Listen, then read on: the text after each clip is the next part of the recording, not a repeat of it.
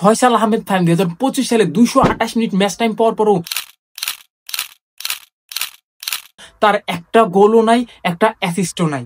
হ্যাঁ ভাই, এইটাই সত্য। আপনার জেনুইন একটা লেফট উইঙ্গার, তার এই বছরে প্রায় প্রত্যেকটা ম্যাচে এসে খেলছে, প্রত্যেকটা ম্যাচে এসে খেলছে, তারপরও তার কোনো গোল নাই, কোনো অ্যাসিস্ট নাই। ইভেন সে প্রত্যেকটা ম্যাচে গেম টাইম পাইছে, স্টার্ট করতেছে।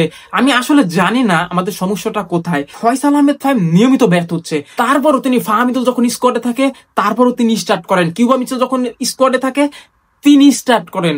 ভাই, একটা প্লেয়ারের স্টার্ট এতটাই খারাপ আপনার 2025 সালে, যার একটা গোল, একটা অ্যাসিস্ট, একটা কিছুই নাই, তবুও আপনি ফাহমিদুলের উপর ভরসা করতে পারেন। ফাহমিদুল ইসলাম অলরেডি আপনার গেমে অবদান রাখছে, তারপরও আপনি ভরসা করতে পারেন না ফাহমিদুলের উপরে। এন্ড কিউবা মিচেলের উপর ভরসা রাখতে পারেন না, কিউবা মিচেল নাকি ছোট। ভাই, লামিন ইয়ামাল মাত্র 16 বছর বয়সে স্পেনকে কাঁপাচ্ছে, স্পেনের ইউরো জিততে সহায়তা করছে লামিন ইয়ামাল। তাকে বয়সের ঘাটতি দেখছে তারা?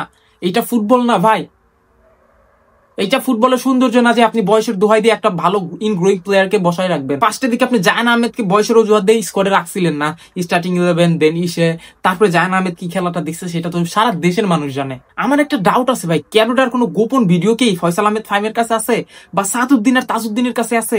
নো হেড টু সাদউদ্দিন আর তাজউদ্দিন, ভাই সাদউদ্দিন যথেষ্ট ভালো প্লেয়ার, বাট স্টার্টিং 11-এ জায়গা করে নেওয়ার মতো তার থেকে ভালো প্লেয়ার আমাদের আছে বর্তমানে। আমি এমনটা বলতেছি না যে সে স্কোয়াডে থাকার যোগ্যতা রাখে না, বাট সে যে লেভেলের প্লেয়ার স্কোয়াডে থাকার যোগ্য বাংলাদেশি হিসাবে, কিন্তু তার কিছু কিছু জায়গায় প্রচুর ল্যাকিং হচ্ছে, সেটা কিন্তু সময় মতো রিকভার হচ্ছে না, সেটা নিয়ে কাজ করা হচ্ছে না। আমাদের কোচ অ্যানালাইজটা কিসের জন্য বেতন নিচ্ছে আই ডোন্ট নো ভাই। তার এই ল্যাকিং গুলাকে যদি কাটায় উঠতে পারে, Saaduddin one of our greatest asset হইতে পারে সামনে, কিন্তু এই ল্যাকিং গুলা কাটায় উঠতে হবে। তার ফিজিক্স আছে, তার বডি ফিটনেসটা অনেক ভালো সাদউদ্দিনের, কিন্তু সেই অনুযায়ী তার পারফরমেন্স কিন্তু জিরো। কারণ হচ্ছে সঠিক গাইডেন্সের অভাব। আপনার ম্যাচ যে ল্যাকিং গুলা করতেছে, যে ভুলগুলা করতেছে, সেগুলা বারবার একই ভুল করতেছে, শুধরাইতে পারতেছে না। ইভেন গত দিনের যে আমরা ফার্স্ট গোলটা খাইছিলাম, সেটা যদি আপনি ভালোভাবে ডিটেইলে দেখেন তাহলে আপনি 100% বুঝতে পারবেন। আর যদি না বুঝতে পারেন আমাকে বলেন, আমি গোলটা ব্রেকডাউন করে একটা ভিডিও নিয়ে আসবো। সো ভারত ম্যাচ তো অন দ্য ওয়ে ভাই, 18 তারিখে আমরা মুখোমুখি হচ্ছি ভারতে। সো আমরা স্টার্টিং 11 তো আগামীকাল একটা ভিডিও আসতেছে, সেটা নিয়ে নো টেনশন। আগামীকাল স্টার্টিং 11 নিয়ে ভিডিও বানাচ্ছি আমরা।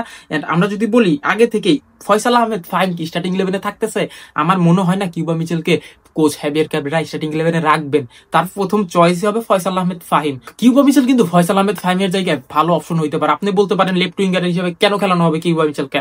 কিউবা মিচেলকে নিচের দিকে খেলান, মোরসালিনের দিকে খেলান মূলত। এন্ড সবকিছু ঠিক থাকলে মোরসালিনও ভারত ম্যাচে ব্যাক করতেছে ভাই। সো মোরসালিনের জায়গায় আপনি খেলাইতে পারবেন না, আপনার তো একটা স্পট লাগবে ম্যাচে, কার জায়গায় কাকে খেলাইবেন। ইভেন আপনি যদি গত ম্যাচটাও দেখেন, সেখানে কিন্তু ফয়সাল আহমেদ ফাহিম রাইট উইঙ্গে খেলানো হয়েছে তাকে, সে কিন্তু রাইট উইঙ্গার না, সে কিন্তু লেফট উইঙ্গার।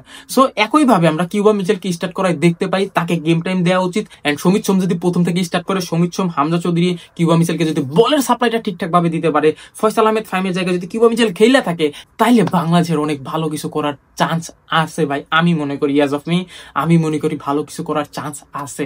এখন ক্যাবরেরা কি করবে জানি না, আমাদের টিম ম্যানেজমেন্ট যাচ্ছে তাই, কোচ তো থার্ড ক্লাস, কিছুই ভাই বুঝি না, বারবার একই ভুলগুলা কিভাবে করে, বারবার আমরা নার্ভাস 90-তে আটকা যাচ্ছি। এখন সবাই বলতে পারবেন ভাই ফুটবল কিভাবে নার্ভাস 90 আসলো?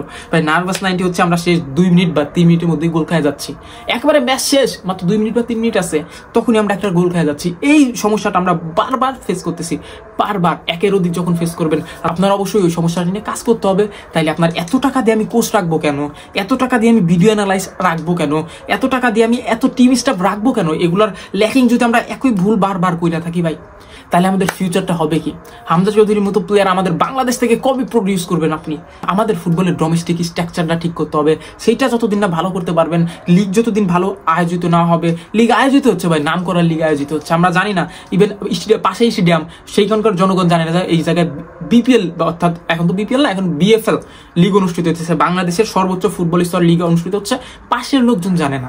Bangladesh football for you brother. আপনার জনপ্রিয়তা পাবেন কিভাবে?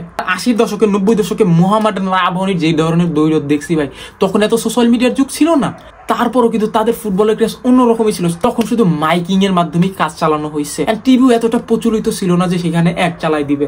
সো আপনাদেরকে একবারে ডোমেস্টিক লেভেল, একবার নিম্ন লেভেল থেকে কাজ করতে হবে, সর্বোচ্চ নিচে যে স্তর আছে সেগুলো নিয়ে কাজ করতে হবে ফুটবলকে গ্রো করতে হইলে। আপনাদেরকে অবশ্যই প্রচারণা চালাইতে হবে, আমাদের এখানে ফুটবল খেলা হচ্ছে, আসে দেখেন। আপনি বলতে পারেন ফুটবলের জনগণ খেলা দেখে না, আপনি ভাই জানেন না ফুটবল সম্পর্কে কি ধরনের ক্রেজ আমাদের গ্রাম বাংলার মানুষের উপরে আছে ভাই। একটা সাধারণ কোনো লিগের খেলা, সাধারণ কোনো ক্লাবের খেলা, যে ক্লাবের কোনো নামগন্ধ নাই, সেই ধরনের ক্লাবের খেলায় ভাই 20,000 30,000 লোক হয়ে যায়, জায়গা দেওয়া যায় না, গাছের উপর দাঁড়ায় দাঁড়ায় মানুষ ফুটবল খেলা দেখে। সো এখন বাফুফের উচিত হবে ফুটবলের ইনফ্রাস্ট্রাকচার নিয়ে কাজ করা, একবারে নিম্ন স্তর থেকে কাজ ধরা, অ্যান্ড আমাদের কি কি ভুল আছে সেগুলো নিয়ে কাজ করা। না পারলে আমাদেরকে দায়িত্ব দেন বাফুফে, আমাদেরকে দায়িত্ব দেন, আমরা দূরাই দেবো, আমরা আপনাদের এই জায়গায় ভুল আছে এখানে প্রচারণা করেন, এইখানে এগুলো করেন, তাইলে আপনার ফুটবল আগাবে। ফুটবলকে আগায় নিতে হবে। ফুটবল ভাই বিশ্বের সবচেয়ে জনপ্রিয় খেলা ফুটবল, অ্যান্ড সেইখানে আমরা দিনে দিনে পিছাই পড়তেছি। আমরা বিশ্বকাপ খেলবো কি, আমরা দিনে দিনে আরো পিছাই যাইতেছি। আর আগামী ম্যাচে most of the time Faisal Ahmed ফাইমি স্টার্ট করতেছে, যেহেতু ক্যামেরার হয়তো বা কোনো গোপন ভিডিও তার কাছে আছে, বা সাদুদ্দিন আর তাজউদ্দিনের কাছে আছে মনে হয়, যার কারণে সে স্টার্ট করবে। কিউবা মিশেলকে কোচ আরো একবার স্টার্টিং 11-এ রাখতেছে না, এটা আপনার কাছ থেকে লিখে আনেন। That's all for today, and thank you for watching. আর যারা সাবস্ক্রাইব করেন সাবস্ক্রাইব করে নেন।